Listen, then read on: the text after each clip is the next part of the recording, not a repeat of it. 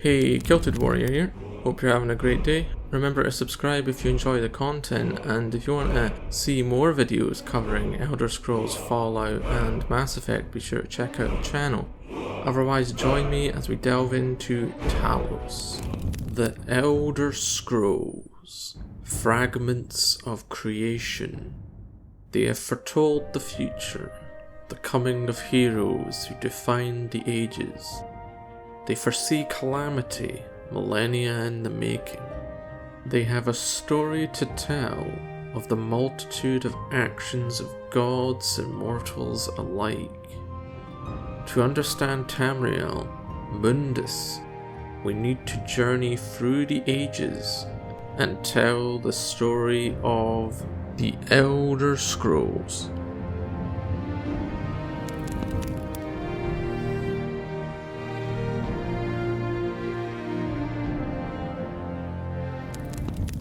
It goes without saying, but as a theory video, this will largely be my own viewpoint on the subject matter of lore.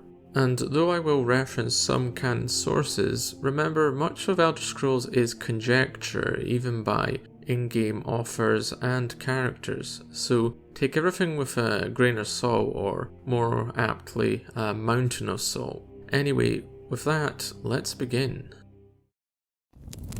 The Talos question. Talos, God, man, the being known as Talos to the peoples of Tamriel, is a complex and controversial figure. Whether you are a Thalmor hunting those damn heretics, or an Imperial scholar who by law has to tell you to stop calling him a god, it makes us all nervous as the Justicar stares at us intently, or a genuine believer who brings the light of Talos to those godless heathens. The discussions and debates are many on the nature of Talos, and I would like to explore who and what exactly Talos is, and why it is so important to understand for the series going forward. If you have watched my compendium videos on the Origins of Talos, you already have the groundwork for some of the key individuals whose actions and legends who will help guide this discussion, so I recommend checking them out if you need a refresher on those legendary individuals, as I have linked in the corner up there, and I will also do so in the description. Understanding the Underking, the catalyst of Divinity. If there is one thing that is canon in this discussion regarding Talos, it is the events of the Warp in the West, that strange and clearly a retcon, which in one of the endings has the Underking, whoever he may be, using the Mantella to ascend to Aetherius in some manner. Of course, Morrowind had to complicate things by adding the most essential work, the Arcturan Heresy, supposedly written by the Underking themselves, just to make sure it had just the right level of confusion demanded by any important lore element in any fantasy setting. Hence, understanding the events surrounding the Underking, particularly who he may be, is a key part of understanding the being that canonically becomes Talos in Daggerfall, and I will conclude this section with some thoughts on that element. Though for simplicity I will keep this section to a discussion of Wolfhearth and Zuran Arctis, as Hjalti Earlybeard is another can of worms I will leave till later. So at its most basic, there are two individuals that might be the Underking, those being Ysmir Kingmaker, Wolfhearth, our favourite ancient king of Skyrim who supposedly hailed from Atmora and refuses to die. He's pretty much the too angry to die guy.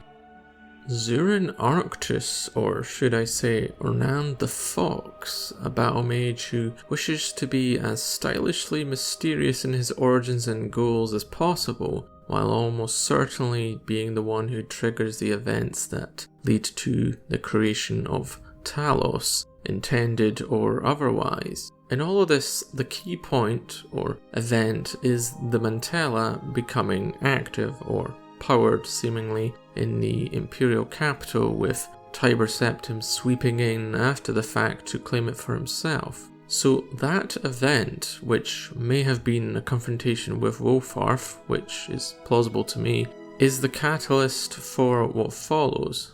So prior, you have Wolfarth and Zurin helping Hjalti or Tiber Septim, if they are in fact the same person, which is actually a big question mark in its own right. That said, Wolfarth seeks revenge against the Tribunal, in particular for tampering with Lorkhan's heart, presumably as Wolfarth did die at Red Mountain during the Great Battle of Red Mountain, and as a Shezarene seemed to have some connection to the heart, as he was said by some to have walked out of the mountain upon being reborn again. Regardless, Wolfarth assisted Hjalti as he recognises that he is in fact the chosen one, that is to unite humankind, as he sees it, against the elves. Then you have Zurin Arctis, who becomes a close advisor to the Emperor Tiber Septim after the death of Khulakan, and is instrumental in the treaty made with the Tribunal, the armistice, which gets them the pieces of the Numidium that the Dwemer had sought to use to create their mechanical god with the heart of Lorkhan. Clearly, these goals are in opposition, and Zurin likely knew this. Of course, he is supposed to be cunning like a fox, and so he in effect sets the stage for the big event, as he concluded that a replacement was needed, as Dagorfur now made it impossible to reach the heart in Red Mountain, hence why the Tribunal were powerless to stop the Empire by force when they had their confrontation before their treaty. The Mantella was his solution, and whether it used his heart or his own soul in a literal sense, which is possible, it most certainly was a powerful soul gem like no other. The question becomes, if we assume he drew Wolfarth to the Mantella to trap him, or rather soul trap him, as there is no doubt he had an extraordinary soul given his role in the events throughout history, even the Tribunal seemed to respect his power. Did Zurin also soul trap himself, however? And when they died, what actually happened? Me, personally, I'm inclined to believe the Arcturian heresy account is correct, as I believe that the story that the Underking gives in Daggerfall, which directly calls Zurin Arctis the Underking, is still correct, and Morrowind then can bring in the idea of Ysmir Kingmaker also as the Underking, as they're not inherently in contradiction, as you have a past and present version of the being, which seems reasonable also. That is, they are joined through what happened near the Mantella. Zurin attempts to kill Ysmir, but he also then kills him at the same time, with a shout. It is not unreasonable that both had their souls trapped in the Mantella, and in doing so became linked. But of course, to explain the Underking, who comes after, it makes sense that being part Wolfarth, who is noted as having the ability to reform or be resurrected, and also being unable to die due to his link to Lorkhan and even his heart, if the events at Red Mountain were true. Accounts obviously differ on what happened to the Nordic king, but he almost certainly died there. It stands to reason Zurin was able to come back as part of a joint being that could not die, and would explain the events in Daggerfall, that is, he is still part Zurin, and the Morrowind expansion of the Wolfarth character lore-wise, which cannot be a coincidence. Therefore, it is also clear that the Underking has some connection to Lorkhan, as does Talos, and with Wolfarth this is a certainty. While Zurin being compared to the fox with his Ernand alias, the fox is a symbol of Shor or Lorkhan in Old Nordic religion, you can see it in Skyrim, so he may be a Shezarene like Wolfarth, though that is not certain, and he also may be linked to Magnus, as I've pointed out, instead, which is plausible and would explain how he was so skilled as a mage, and also his understanding of divine orientated magical theory, which was clearly required to create the Mantella. Hence, this joint being, with at least part of a Shezarene, though possibly both, ascends, and with Wolfarth, it gives Talos his link to mortal kind and humanity. Zurin, who is a shrewd operator in politics, diplomacy, and also noted as a tactician, would explain those elements which are also part of the mythos of the god Talos, his portfolio as it were, that is, of the statesman qualities of the god. Yet, that naturally brings us to that then legendary statesman, Tiber Septim. Hjalti and Tiber Septim. Great statesman or charlatan?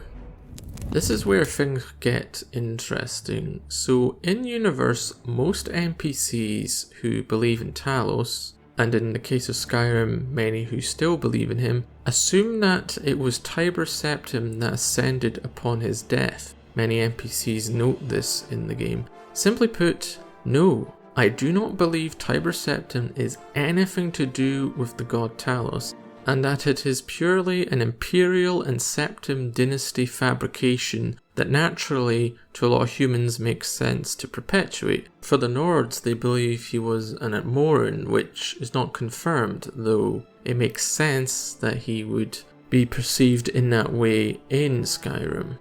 The thing is, the only sources that claim this in-universe are, by and large, human scholars and seemingly Imperial-orientated ones who likely don't know any better, as even the Underking as a being, for example, and his role is not even common knowledge for most of these people.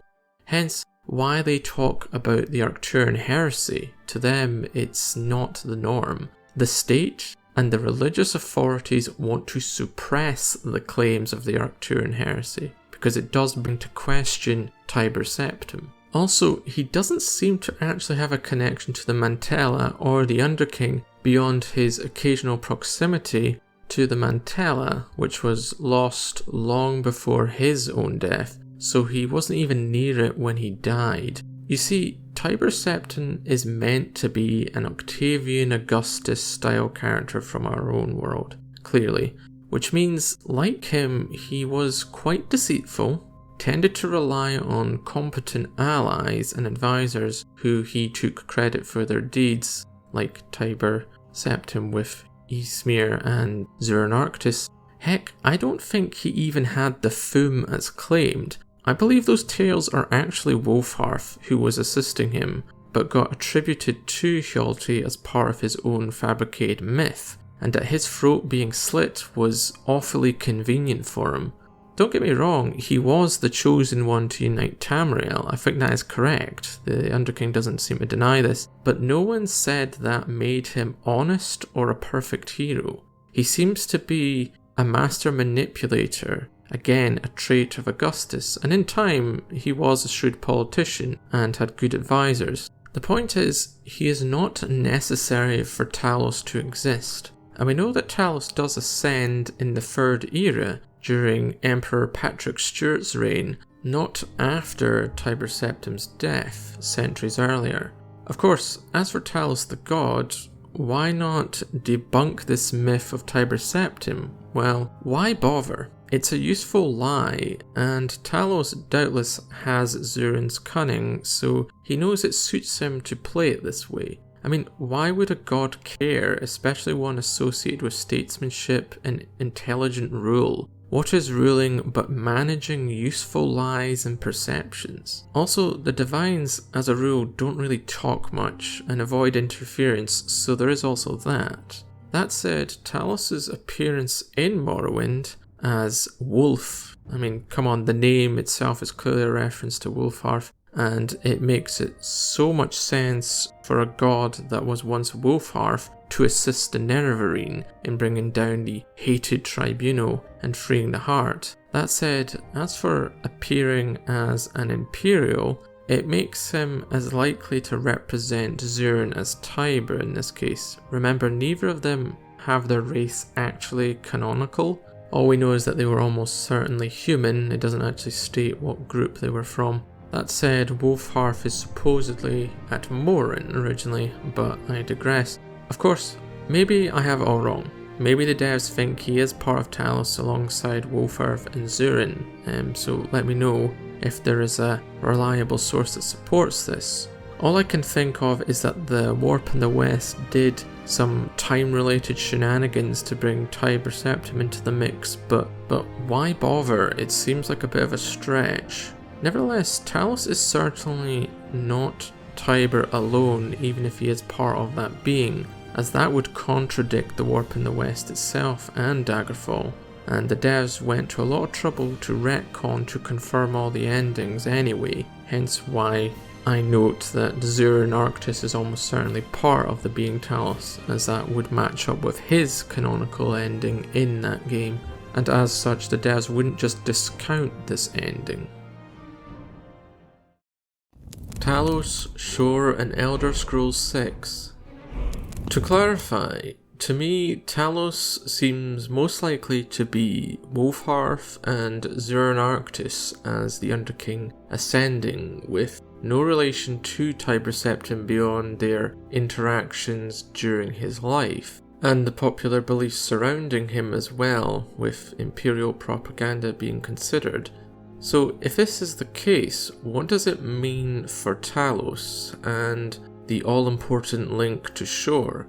Well, if you watched my Return to Shor video, you know I noted that the Thalmor are trying to stamp out Talos worship, as they see him as a threat to their plans, whatever they might be, as they are clearly not in humanity's best interests, and Talos is seen as a distinctly human-centric god by many, so he is in fact an obstacle for them.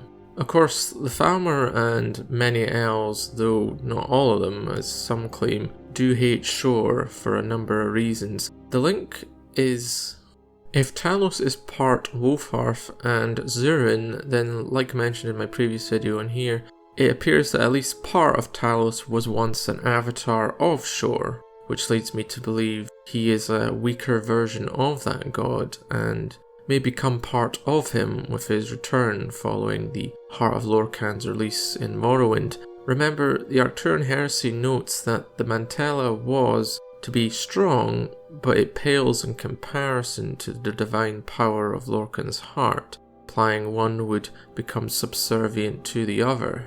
Of course, another possibility is that Talos does remain a distinct entity, as Zurin, who may also be linked to Magnus, and therefore continues to function as a separate being with elements of both Lorkhan and even Magnus, and would overall still be concerned largely with statesmanship at the core of his portfolio and intellect and being a strategist. But you would then have Shor as the primary humankind god of progress and the protection of creation. For Elder Scrolls 6, whatever path Bethesda chooses, it seems certain that Talos or Shor will be involved in some form, as there's no doubt in my mind that the Thalmor will become the core antagonists of that story, and the worshippers of Talos will still persist. Yet to understand that, we have to take a closer look at those most inveterate foes of humankind and see how the Thalmor were formed, their different incarnations throughout history, and see just what their motivations are, which, though I have touched on, I shall do so more in the future in a subsequent theory video that focuses around the Thalmor. So if you want to make sure that you are notified of that release, please make sure to subscribe. And I also hope that you enjoyed this video, and let me know your thoughts on Talos. I know there are a lot of valid theories out there on who and what Talos is. I'm not saying that Tiber Septim can't be part of Talos, of course, but this is just my viewpoint. But do drop a comment and we can discuss it. That said, I hope you have a great day, and thanks for watching.